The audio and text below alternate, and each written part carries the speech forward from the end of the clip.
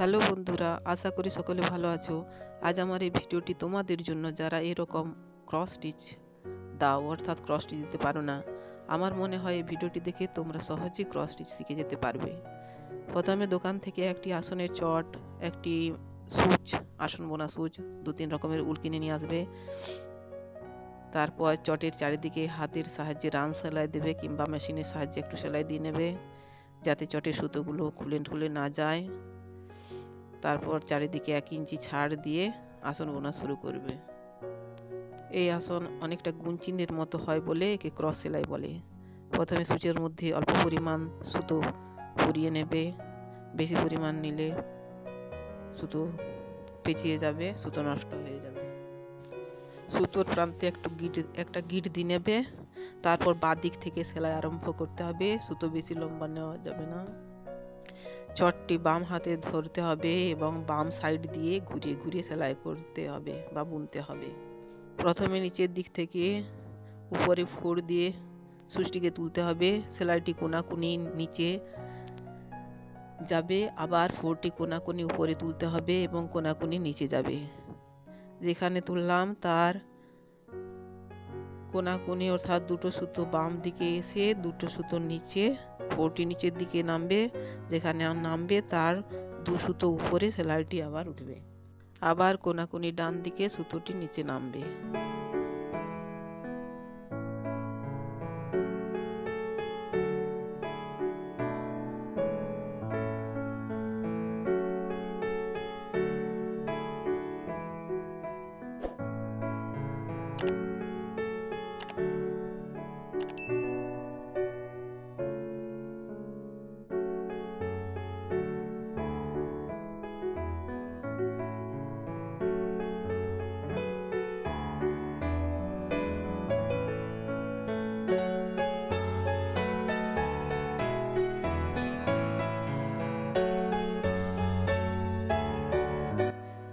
এই ঘরের কোণ থেকে উপর দিকে 4 সুতো, ডান দিকে এবং বাম দিকে 2 সুতো।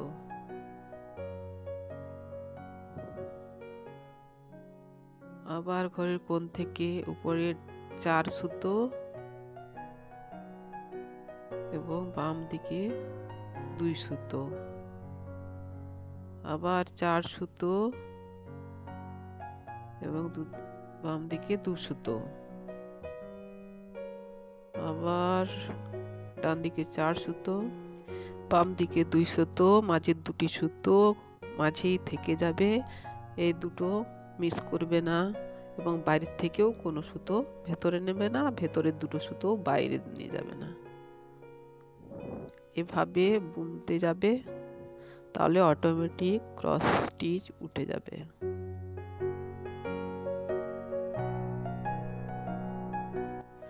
মন দিয়ে প্র্যাকটিস করবে, তাহলেই সহজে শিখে নিতে পারবে।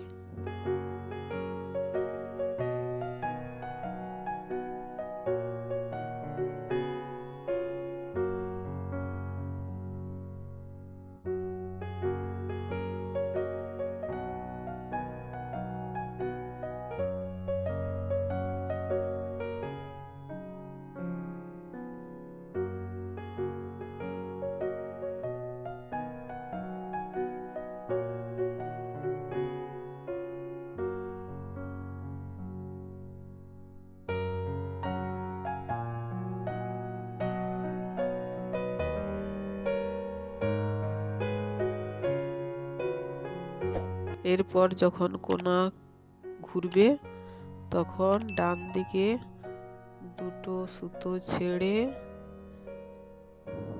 ঘর তুলে নেবে, সুচটি উপরে তুলে নেবে। তারপর আসনটিকে ঘুরিয়ে আবার ওই একই পদ্ধতিতে সেলাই করে যাবে।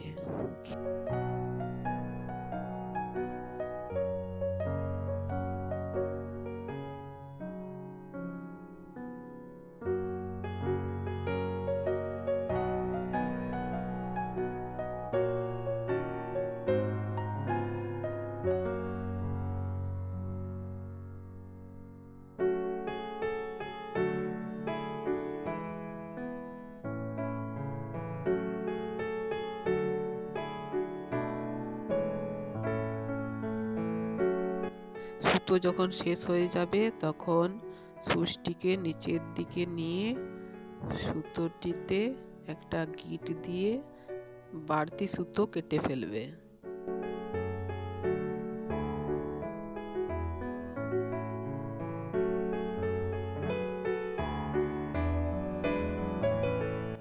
আবার নতুন করে সুতো নিয়ে প্রান্তে গিঁট দিয়ে নিচ থেকে সুচ উপরে তুলবে।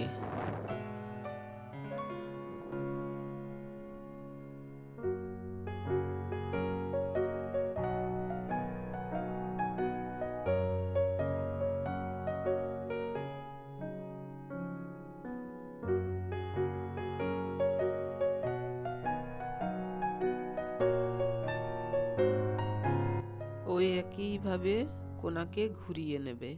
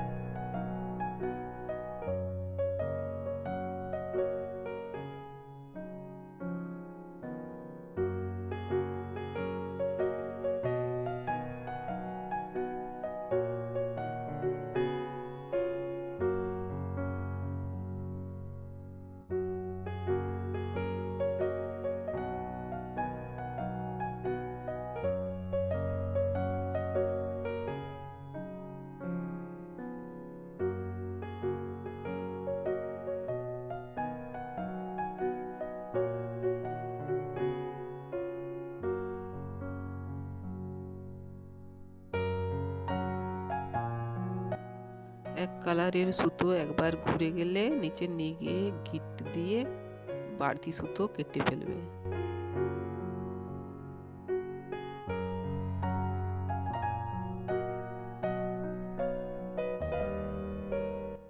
এরপর যখন অন্য কালারের সুতো নেবে তাকে প্রথম যেখানে ঘর তুলেছিলে ঠিক তার পাশেই ঘর তুলবে, কোনো সুতো ছাড় দেবে না, কারণ এই আসনে কোনো সুতো বাইরে থেকে দেখা যাবে না। এই চটের সুতো বাইরে থেকে দেখা যাবে না, সব স্টিচের মাধ্যমে ভরাট হয়ে যাবে।